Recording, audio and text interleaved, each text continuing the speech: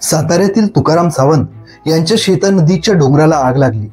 आपली आंब्याची बाग वाचवताना त्यांचा आगीत होरपळून मृत्यू झाला।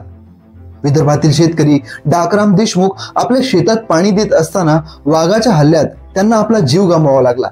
हिंगोलीचे पंडितराव मुळे बैलगाडीने शेतातून घरी जाताना भरधाव गाडीच्या धडकेत त्यांचा अपघाती मृत्यू झाला। शेतातून घरी येताना अंगावर वीज पडून शेतकऱ्याचा मृत्यू, बांधावर सोडलेल्या विद्युत प्रवाहाच्या धक्क्याने मृत्यू। या प्रकारच्या बातम्या आपण न्यूजपेपरमध्ये बरेचदा ऐकतो। मित्रांनो, शेतकऱ्याच्या आयुष्यात खूप अडचणी असतात, ज्यामुळे बरेचदा त्याचे आर्थिक नियोजन चुकते, नुकसान होतं। परंतु काही वेळेला हे नुकसान फक्त पैशाचे नसून जीवाचे असते। शेतात कीटकनाशके हाताळताना विषबाधा होते, पिकाची काढणी करताना कधी कोणाचा हात यंत्रात जातो, कायमचं अपंगत्व येतं, कधी विषारी सर्पदंश होतो, कधी जंगली प्राणी हल्ला करतात, तर कधी शेतात काम करताना वीज कोसळून कोणाचा मृत्यू होतो। संपूर्ण कुटुंबावर दुःखांचा डोंगर कोसळतो। नातेवाईक सांत्वन देतात, पैसे नाही। कोणताही विमा काढला नसल्याने आर्थिक संकट पुढे येतं। अशा आर्थिक संकटात कुटुंबास मदतीचा हात म्हणून महाराष्ट्र शासनाची गोपीनाथ मुंडे अपघात सुरक्षा सानुग्रह अनुदान योजना समोर येते। आज आपण जाणून घेणार आहोत या योजनेबद्दल। शेतकरी किंवा त्याच्या कुटुंबातील व्यक्तीचा अपघाती मृत्यू किंवा अपंगत्व आल्यास त्यांना आर्थिक मदत मिळावी, हा या योजनेचा मुख्य उद्देश।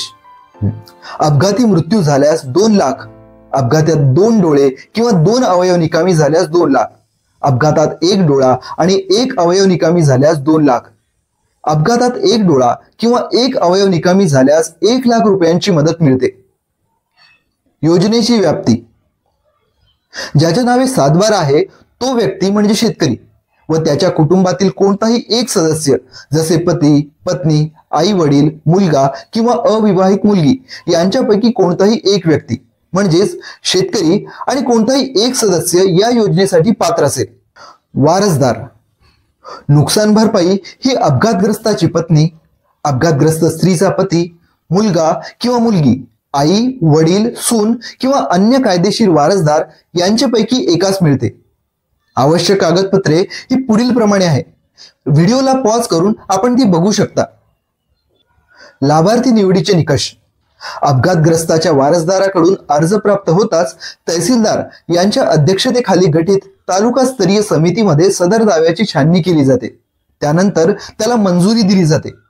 शासनाकडून अनुदान प्राप्त होताच वारसदारास नुकसान भरपाई दिली जाते। संपूर्ण प्रोसेसमध्ये कृषी विभागातील अधिकारी तुमच्या सोबत असतील, त्यांच्याशी संपर्क साधा। मित्रांनो, महाराष्ट्र शासनाच्या या योजनेमुळे दुःखात सापडलेल्या कुटुंबास मदतीचा हात मिळतो। हा व्हिडिओ आपल्या गावातील मित्रांना पाठवा। या माहितीमुळे दुःखात असलेल्या एका कुटुंबाला जरी मदतीचा हात मिळाला तरी माझे काम सार्थक समजेल। धन्यवाद।